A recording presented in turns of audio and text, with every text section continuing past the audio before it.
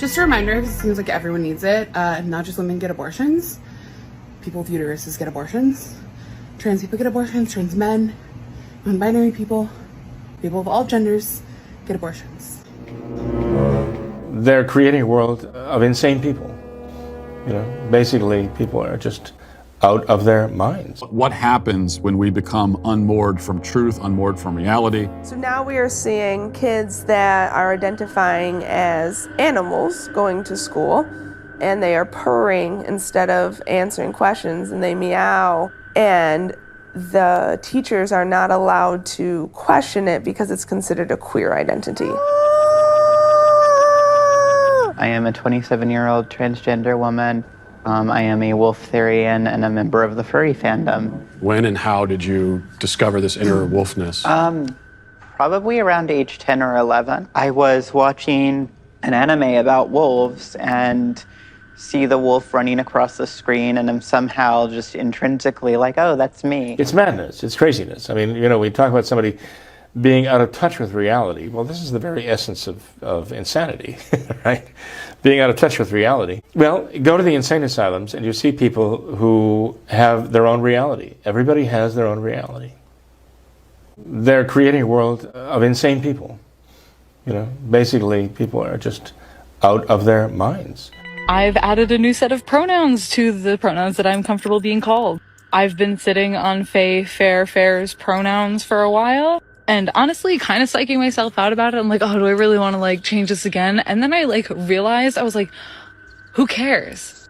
If I decide that I don't like them, I can just stop using them. My other thing about this new set of pronouns is that I would only like for queer and trans people to use them for me. Cishet people, they, them. Queer and or trans people, you can use they, them, or Faye, Fair. It's all good with me.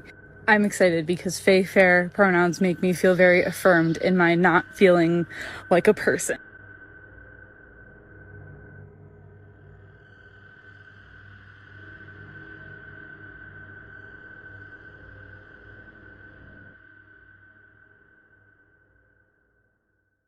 All of Christian philosophy, the scholastic philosophy, begins with the concept of reality, that things are real, and that our minds were created by God for reality, to correspond to reality. And truth is for us what corresponds to reality. And the lie is locutio contra mentem, a speech against the mind, basically. Right? You deceive by speaking against what you know is the truth.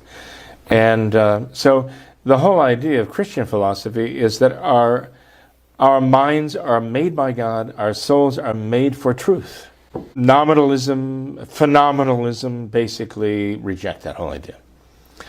All of these modern philosophies that want to tear the human mind away from anything resembling objective truth began with Descartes, René Descartes. It's the whole Cartesian philosophical, it's just become a veritable torrent of Cartesian thought. All of it comes down to the fact that there's really no correspondence between our thoughts and the concepts in our minds and anything real outside of us. And so you end up with existentialism, where everybody creates his own reality around himself. Everybody has his own experience. Experience is the thing. Everybody has his own experience, right? And his experience for him is real. It's the only reality he knows. And everybody has unique experience. So your experience and my experience are not exactly the same, which means our reality is not the same. Okay? And can't be the same reality. So truth, what you consider true, what I consider true, is unique to us, each one of us. We're like the gods of our own little world, of our own creation, based upon our own experience. We've created our own little worlds around ourselves. And in that world also we decide what is good or bad. What is true or false is whatever corresponds to our personal experience. And what is good or bad is what corresponds to our own personal interests. If it corresponds to our personal interests, it's good. If it corresponds to something that is painful or uncomfortable or unprofitable to us, it's bad. Each one of us makes that up for himself.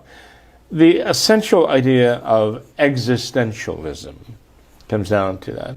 It's madness. It's craziness. I mean, we talk about somebody being out of touch with reality. Well, this is the very essence of insanity, right? Being out of touch with reality. Well, go to the insane asylums and you see people who have their own reality. Everybody has their own reality. They're creating a world of insane people. Basically, people are just out of their minds. So the modernist is actually intellectually, crazy. I understand that Aristotle, he's quoted as saying, if someone denies the principle of non-contradiction, treat him like a vegetable. But even that says too little, because a vegetable is not anti-rational. But one who denies the principle of non-contradiction is anti-rational, not just irrational. So a modernist is actually anti-rational.